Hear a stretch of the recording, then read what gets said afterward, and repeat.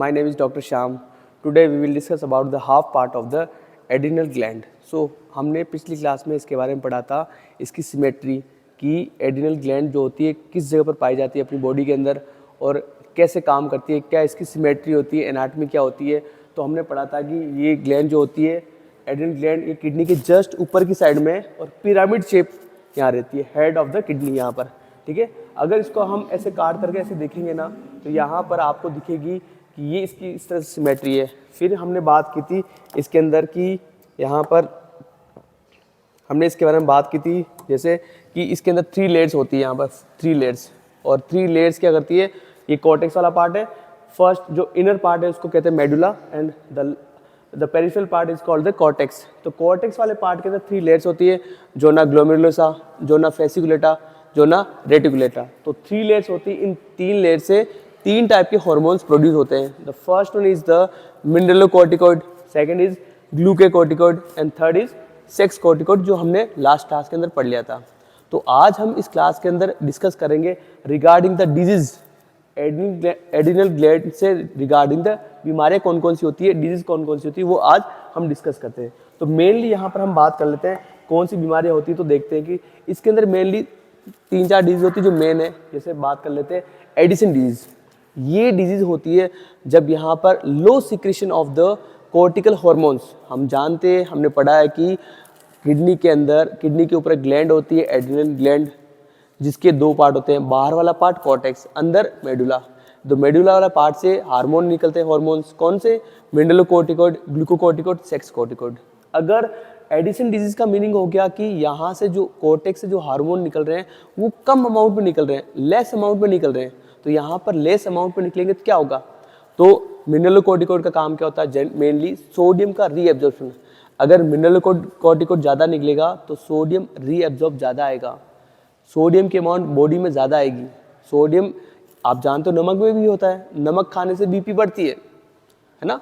तो sodium body में ज़्यादा आने से ब्लड प्रेशर बढ़ता है।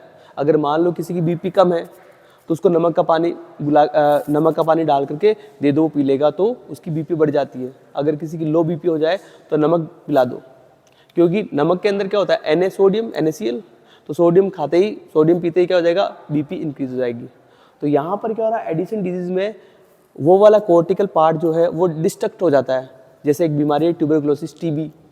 इस बीमारी में क्या होता है, कॉर्टेक्स वाला पार्ट डिस्ट्रक्ट, सारी लेयर्स खराब हो जाती है, जिस वजह से वहाँ से निकलने वाले हार्मोन्स खत्म हो जाएंगे। जैसे मिनरलोकॉर्टिकॉइड, ग्लूकोकॉर्टिकॉइड, ये कम हो जाएंगे।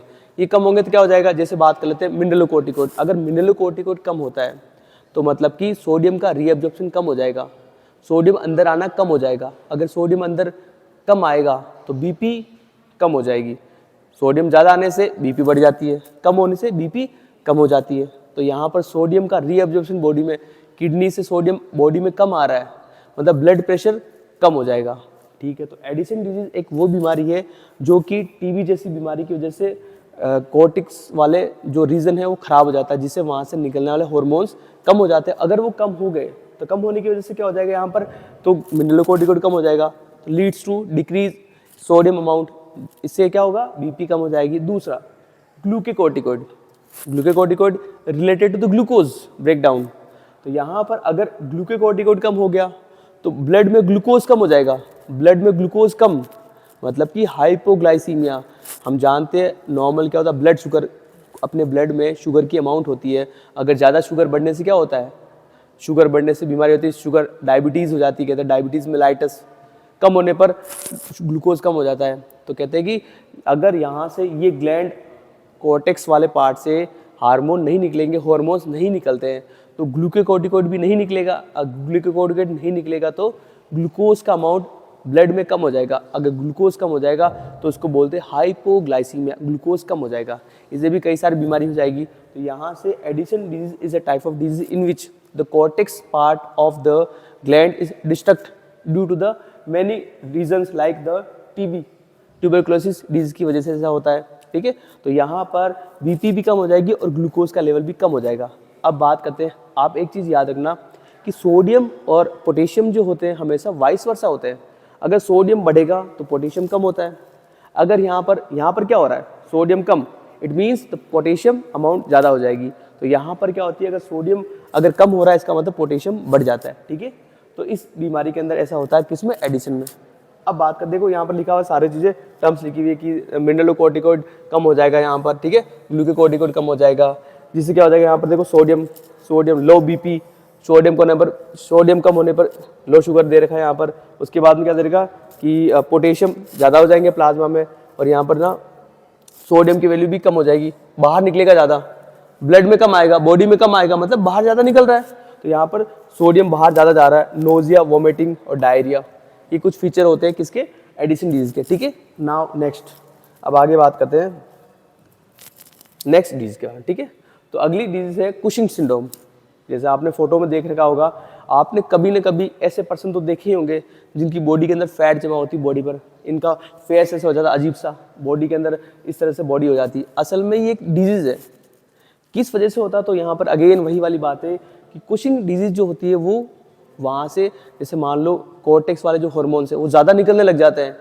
जैसे एक बीमारी कैंसर में क्या होता है, कैंसर का मतलब क्या होता है, एक गांठ बन जाना, बड़ी सी सेल्स का ग्रुप बन जाना। तो यहाँ पर क्या होता है, इस जो कोर्टेक्स वाले पार्ट में सेल्स बढ़ जाती है, मतलब कि वहाँ की सेल्स बढ़ जाएगी, ट्यूमर बन गई, कैंसर बन गया, तो वहाँ से निकलने वाले हार्मोन्स बढ़ जाएंगे, और बढ़ेंगे तो ये बीमारी हो जाएगी कुशिंग सिंड्रोम। आप कहते सिंड्रोम का मीनिंग क्या होता है, what is the meaning of syndrome? तो basically syndrome means the multiple disease, बहुत सारे डिजीज साथ में आते हैं तो उसको बोलते हैं सिंड्रोम।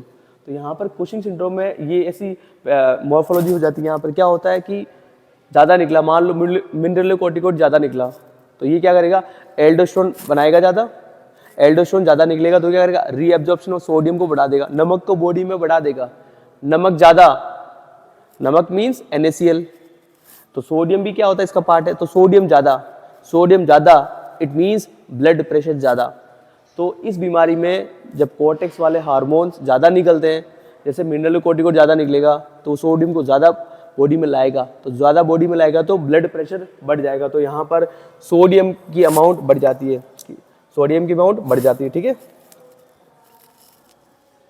तो सोडियम की अमाउंट क्या हो जाती है, बढ़ जाती है, ठीक है, ये रही सोडियम की अमाउंट बढ़ गई।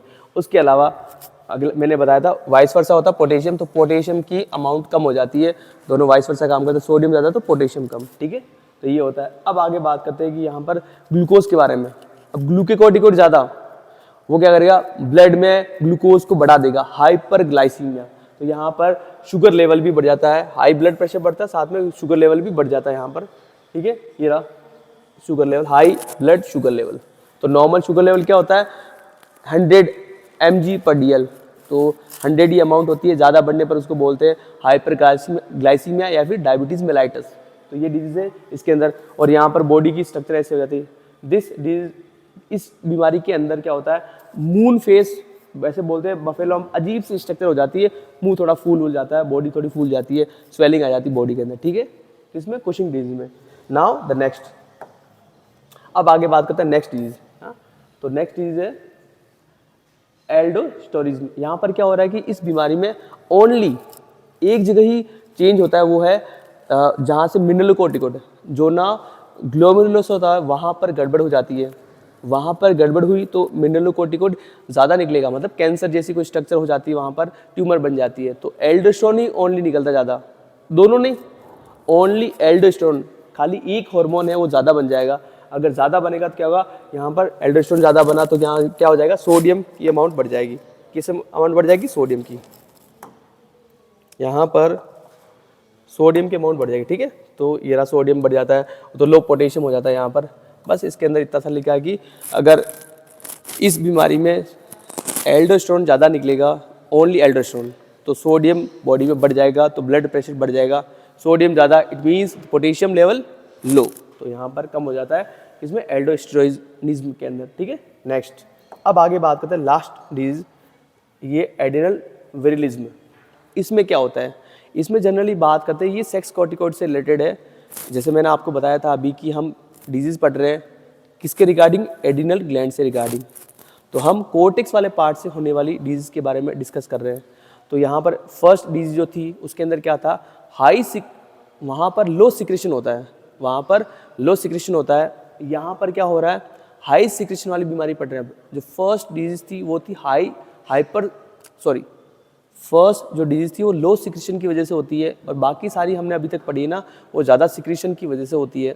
तो ये बीमारी भी सेम है कि यहाँ पर सेक्स कोर्टिकोड जो होते हैं ना वो ज़्यादा निकलने लग जाते हैं। अगर मान लो एक फीमेल है, उसके अंदर सेक्स कोर्टिकोड ज़्यादा निकल गए, मान लो एक लड़की है उसके अंदर टेस्टोस्टेरोन वगैरह ज़्यादा निकल गया है ना, लड़कियों में भी निकलता है टेस्टोस्टेरोन लेकिन बहुत ही कम अमाउंट में। तो अगर किसी फीमेल के अंदर टेस्टोस्टेरोन हल्का सा थोड़ा सा नॉर्मल से ज़्यादा निकल गया तो उसके अंदर मेल वाले कैरेक्टर आ जाएंगे हल्के हल्के। जैसे बात कर लेते हैं, यहाँ पर देखो बीएड आ रखी है, बीएड आ जाएगी यहाँ पर, उसके बाद में यहाँ पर दाढ़ी मूछ बीएड आ जाएगी और मूछें भी आ जाएगी यहाँ पर, ठीक है। उसके बाद में वॉइस भी चेंज हो जाएगी किसी लड़की की। तो कभी देखा होगा ना आपने, कोई फीमेल या लड़की होती है उसकी फेस पर काफ़ी ज़्यादा दाढ़ी मूछें हल्की हल्की रहती है। ये क्यों रहती है? क्योंकि यहाँ पर ये हार्मोन सेक्स कोर्टिकोड ज़्यादा निकलने की वजह से ऐसा होता है, ठीक है। तो ये कुछ regarding the adrenal gland disease. तो इसको हमने 2 पार्ट में डिवाइड किया था। फर्स्ट पार्ट में हमने इसके बारे में एनाटॉमी पढ़ी थी, क्या चीज़ कहाँ से क्या निकलता है। Second disease. तो इस तरह से ये एड्रिनल ग्लैंड पूरी कंप्लीट होती है, ठीक है। Thank you.